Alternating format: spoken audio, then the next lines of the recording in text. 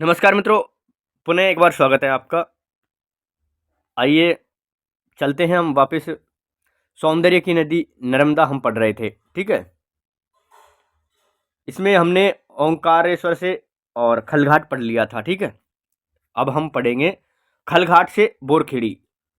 14वां इसका अध्याय है और यात्रा तकरीबन 4-5 पूरी हो गई है। इसमें टोटल 12 यात्राओं का वर्णन मिलेगा आपको, है ना, पूरी यात्रा वृत्तांत में।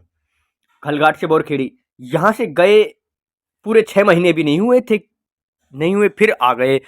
साटक संगम के मंदिर की देखभाल करने वाली महाराष्ट्रीयन महिला ने हमारा स्वागत करते हुए कहा, मैं सोच ही रही थी कि अभी तक आप आए नहीं, लेकिन आपका तीसरा साथी कहाँ है? कौन? अनिल। उसकी परीक्षाएं चल रही है इसलिए नहीं आ सका। लेकिन आप इतना ढेर सारा सामान लेकर क्यों आए? शूलपाणी झाड़ी में भील सब कुछ लूट लेते हैं, कपड़े तक उतार लेते हैं। मतलब अब लेखक ने वहीं से शुरू किया है जहां वो झाड़ियों में जाना था ना, वहीं से वापस पूरी यात्रा उन्होंने घूम कर दी, ठीक है। निहायत जरूरी सामान ही तो लाया था। 7-8 दिन का राशन, 10-12 दिन का नाश्ता, कुछ बर्तन, दरी, 2 चादरें, 2 जोड़ी कपड़े, तौलिए, टार्च और कुछ छोटी मोटी चीजें, बस यही थी हमारी गृहस्थी। इस बार स्टोव नहीं लिया था, दाढ़ी बनाने का सामान भी नहीं लिया था, और झाड़ी यहाँ से कोई 100 किलोमीटर बाद शुरू होगी। तब तक तो सब कुछ आराम से रह लेंगे, फिर देखा जाएगा, है ना। तो ये जो चित्र है, इस चित्र को भी ध्यान से देखिए आप। किसी एक महिला का है ना। तो ये चित्रों के बारे में आपको चित्र वगैरह देखे प्रश्न पूछा जा सकता है। अब देखिए, तारीख दी हुई है, आराम से देखिए आप। 19 मई 1985 सुबह की पहली उजास के साथ साटक संगम से चले। पास ही खलघाट का पुराना पुल है, थोड़ा आगे नया पुल है। बंबई आगरा राजमार्ग पर से जाता है, इसीलिए दिन रात वाहनों का तांता लगा हुआ रहता है। वहाँ सही है, बड़ा हाईवे है। तेज लू चल रही है, एक तो गर्मी के दिन, फिर पश्चिम निमाड़ की गर्मी। थोड़ी ही देर में पसीने से नहा उठेंगे। रात्रि निवास 11 लिंगी के मंदिर में रहा। एकांत स्थान मंदिर में एक स्वामी जी ठहरे। जब मैंने उनसे कहा कि आगे हम झाड़ी से जाएंगे, तो उन्होंने कहा आप उसमें भटक जाएंगे, महीनों लग जाएंगे। झाड़ी कुल 80 मील की है, महीनों कैसे लग जाएंगे? आपका सारा गणित धरा रह जाएगा। 9 दिन चले 2.5 कोस वाली बात होगी। भूख और प्यास के कारण प्राण कंठ को आ जाएंगे। भील आपका सब कुछ ले लेंगे, चश्मा तक उतार लेंगे। आप इतना सामान लेकर चले हैं कि मेरे ही मुंह में पानी आ रहा है। ऐसा न हो कि झाड़ी के पहले ही कोई आपको लूट ले। सही है बात, अब क्या करें बेचारे। ऐसा डर नहीं है, इतना डर नहीं है। और वो ऐसा बिना काम लूटते नहीं है भील वगैरह। आज कल तो कतई नहीं लूटते हैं, तो बात भूलने की है। उस समय तक नर्मदा तट की कोई 1400 किमी की पदयात्रा कर चुका था। अगर ये कहाँ शुरू में ही मिल गए होते तो मैं शायद घर से निकलने की हिम्मत ही नहीं करता। अपने चेले चामुंडों के साथ वे पास के गांव चले गए थे, तो उस एकांत स्थान में हम दो ही रह गए, मैं और श्यामलाल। दुर्लभ साथी है यह श्यामलाल। चाहे जितना बोझ उठाना पड़े, चाहे जितना चलना पड़े, उसे कोई फर्क नहीं पड़ता। मेरे पीछे अपनी जान जोखिम में डालने के लिए तैयार रहता है। खुले में सोए, अमावस्या की रात थी। आकाश में अनगिनत तारे जगमगा रहे थे। तारे तो रोज रहते हैं, लेकिन आकाश आज कैसा बोराया है। मेरा मन आकाश में खरीदारी करने के लिए चल पड़ा। मैं अनंत आकाश में मोल भाव कर रहा था। तभी कुछ चींटियों ने मुझे काटा और मैं आसमान से धरती पर आ गिरा। बहुत चींटियां थी, कई बार जगह बदली, फिर भी कुछ ठीक से तो नहीं हो सका। सुबह चल दिए। दोपहर को मारू की चिलचिली पहुंचे। धर्मशाला में रुके। इसमें एक युवा साधु रहता था। उसने कहा झाड़ी में से ही जाइए, 7-8 दिन पार हो जाएंगे। मार्ग कठिन जरूर है, लेकिन भूलने भटकने का कोई सवाल नहीं। बस मैया के किनारे किनारे चलिए। झाड़ी में से एक पेड़ इसलिए ज्यादा धूप मत होने दीजिएगा। आप हाँ, आपका सारा सामान लूटा जाएगा। आपके पास लंगोट है या नहीं? तो आगे देखिए, अब इनके पास सचमुच में ऐसा होता है या नहीं देखिएगा। नहीं, तब पहनेंगे क्या? भील आपको नंगा कर देंगे। साधु को बड़ी चिंता हुई। किसी के यहाँ से उसने टाट के 2 टुकड़े मंगवा कर दिए। इन्हें रख लीजिए, बड़े काम आएंगे। केवल लंगोट पहनकर चिलचिलाती धूप में चल सकेंगे। खाएंगे क्या, सोएंगे कैसे, मेरी स्केचिंग का क्या होगा? मन में एक आशा है, ऐसी कठिन परीक्षा शायद हमें नहीं देनी पड़ेगी। झाड़ी में शायद हमारी सुरक्षा व्यवस्था हो जाएगी। फिर भी टाट की लंगोटियां जतन से रख ली। ईश्वर करे इन्हें पहनने की नौबत न आए। इसलिए कलिपा संगम के पास नर्मदा का राजेश्वर रूप देखा। नदी यहाँ कितनी चौड़ी हो गई है, लेकिन जानता हूँ इसे संकरी होने में भी देर नहीं लगती। दोपहर को दतवाड़ा पहुंचे। मंदिर के घाट की सीढ़ियां मूर्ति की तरह चट्टानों को तराश कर बनाई गई थी। रात को खुले में सोए। अनगिनत तारों से जगमगाता आकाश कैसा नया नवेला लग रहा था। मुझे लगा रात का आकाश मानो टीवी का स्क्रीन है। कितना बड़ा स्क्रीन! उसमें चंद्र तारे ग्रह नक्षत्र द्वारा खेला जा रहा था नाटक। हम यहाँ दूर पृथ्वी पर बैठे बैठे देखते हैं। असली दूरदर्शन तो यह है।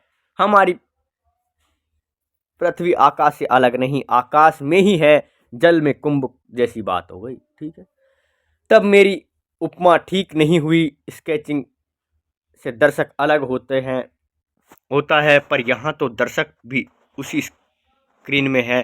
पहले मैं द्वैत में है, अब अद्वैत में। लेकिन मेरी द्वैत अद्वैत की मीमांसा आगे बढ़े इससे पहले कुछ चींटियों ने काट कर मुझे याद दिलाया कि मैं यहाँ वहाँ नहीं हूँ, यहाँ हूँ। बहुत चींटियाँ हैं, रोज रात को बार बार जगह बदलनी पड़ती है।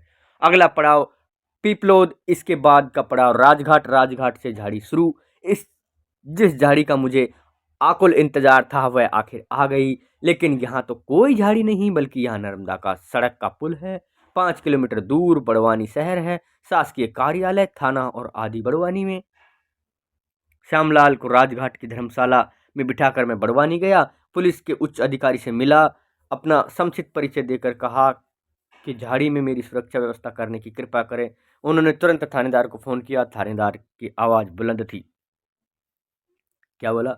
मुझे भी सुनाई दे रही थी। क्या आवाज आई? देखो, वे कह रहे थे भील तो लूटेंगे, उनकी यही सैकड़ों वर्ष पुरानी परंपरा है। हम किस किस की सुरक्षा करते फिरेंगे? लेकिन इनके पास इंदौर संभाग के आयुक्त का पत्र है। यह व्यवस्था हमें करनी ही होगी। फिर मुझसे कहा, आप एक काम कीजिए, थानेदार साहब से खुद मिल लीजिए। थानेदार उसी भवन के नीचे बैठते थे। युवा सत्पुरुष थानेदार बात बात पर ठाका लगाते थे। मेरी बात ध्यान से सुनकर बोले, तो आप लेखक हैं? मेरे पिता भी लेखक थे। मैं आपकी पूरी मदद करूंगा, आप बिल्कुल निश्चिंत रहें। पुलिस विभाग के प्रति मेरी श्रद्धा एकाएक बढ़ गई। राजघाट से बोरखेड़ी तक का इलाका उनके माता था। बोरखेड़ी से झलकन संगम तक का इलाका पार्टी के थानेदार के अंतर्गत था। वहां उन्होंने वायरलेस से खबर भिजवा दी। पक्का इंतजाम करके बोले, कल सुबह आपके पास पुलिस के 2 जवान बंदूक लेकर आएंगे। परसों दोपहर तक आप बोरखेड़ी पहुंच जाएंगे। वहां से पार्टी के थानेदार 2 जवान आपको झलकन संगम तक ले जाएंगे।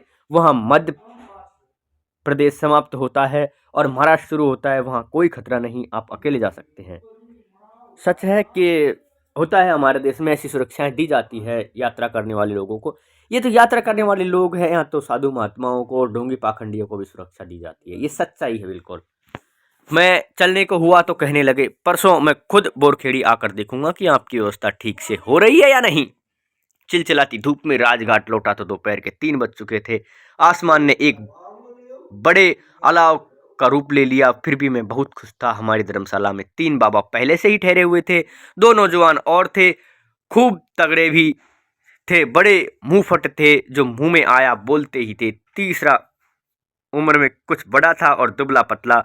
मुझे डर लगता था कि आगे झाड़ी में कहीं ये बाबा ही हमें न लूट ले। लेकिन जब तक मैं बड़वानी से लौटा वे तीनों जा चुके थे। मैंने राहत की सांस ली। दूसरे दिन सुबह बंदूक लिए पुलिस के 2 जवान आ गए तो हम चल पड़े। सशस्त्र पुलिस के साये में नर्मदा परिक्रमा करना कहाँ तक उचित है, लेकिन इसमें अनुचित की भी क्या है। विश्वामित्र यज्ञ तभी कर पाए जब राम लक्ष्मण ने तीर धनुष से उसकी रक्षा की थी।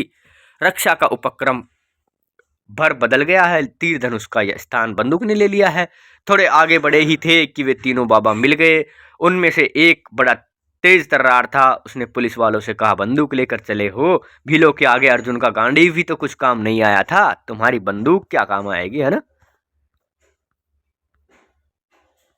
बंदूक धरी ही धरी रह जाएगी, कहकर ठाका ठठाकर हंसा। पुलिस वाले भले थे, कुछ बोले नहीं। देखते देखते भीलखेड़ा आ गए। नर्मदा तट के इस छोटे से गांव का विशेष महत्व है। यहाँ एक सज्जन रहते हैं, पर कम्मावासी उनके पास अपना सामान जमा कर देते हैं। जब उस तट से लौटते हैं तब वह उनका सामान वहाँ पहुँचा देता है। इस तरह वे झाड़ी में लुटने से बच जाते हैं। हम उनसे मिले। मेरे परदादा या शायद उसके भी दादा परिक्रमा पर निकले थे, तब भीलों ने उन्हें लूट लिया था। लौटकर उन्होंने यह सेवा कार्य शुरू किया तो आज तक चला आ रहा है। दोपहर को जांगरवाट कुटी पहुंचे। वहां के सन्यासी ने हमारा बड़े प्रेम से स्वागत किया। भोजन बनाने की तैयारी कर ही रहे थे कि वे तीनों बाबा भी आ पहुंचे। फिर तो पांचों का भोजन साथ बना। हवा इतनी तेज थी कि कुटी के अंदर भी धूल ही धूल। शाम को बातें होने लगी। उन 3 बाबाओं में से एक पहलवान से बाबा के पास बढ़िया नई चादर थी। किसी ने कहा, भील इसे लूट लेंगे। अक्कड़ और फक्कड़ बाबा ने दूर बैठे एक ग्रामीण से तेज आवाज में कहा, इधर आ। सहसा ग्रामीण सहमा सहमा आ गया। ये ले जा। हमसे कहा, कोई मुझसे छीन ले, इससे पहले ही मैं क्यों न दे दूं। सुबह चल दिए। तीनों बाबा वहीं रह गए। तेज लू थी, रेत आई और रेत की आंधी चलती। अब नदी के दोनों ओर पहाड़ झांकने लगे। बीजासेन के पास हिरन फॉल में दोनों ओर की पहाड़ियां आमने सामने आ गई हैं। बीच की चट्टानों में से संकरी नर्मदा बह रही है। हिरन काल है सूल पानी झाड़ी का प्रवेश द्वार। यहाँ नर्मदा मानो अपने द्वार बंद कर लेती है और दुनिया बाहर रह जाती है। भोर खेड़ी यहाँ से ज़्यादा दूर नहीं है, लेकिन नर्मदा के किनारे किनारे जाना संभव नहीं है। पास ही टेढ़ी मेढ़ी चढ़ती उतरती कच्ची सड़क है। उससे हम बोरखेड़ी आ गए। गांव के मुखिया के घर ठहरे। तीसरे पहर मोटरसाइकिल की आवाज़ सुनाई दी। हेड कांस्टेबल को पीछे बिठाकर दहकती धूप में धूल का गुब्बारा उड़ाते थानेदार आ पहुंचे। यहाँ से उनके सिपाही लौट जाएंगे, लेकिन पार्टी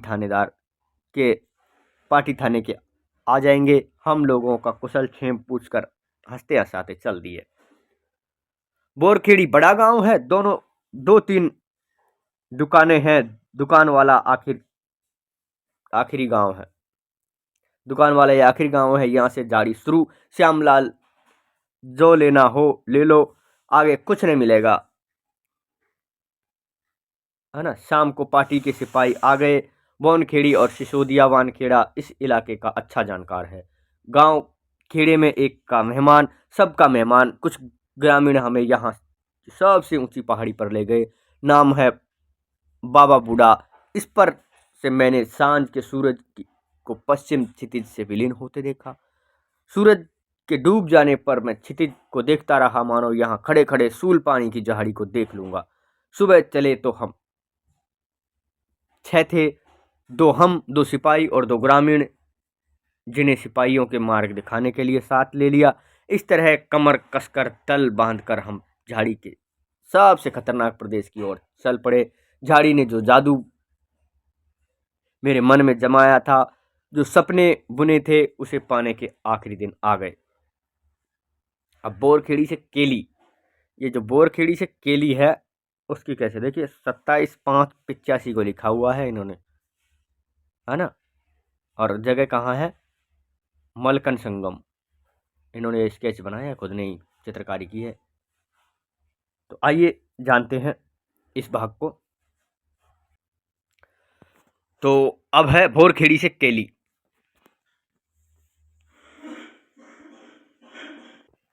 इस भाग को अगली वीडियो में जानेंगे। छोटी छोटी वीडियोज में हम इसको लगभग कवर कर लेंगे, है ना।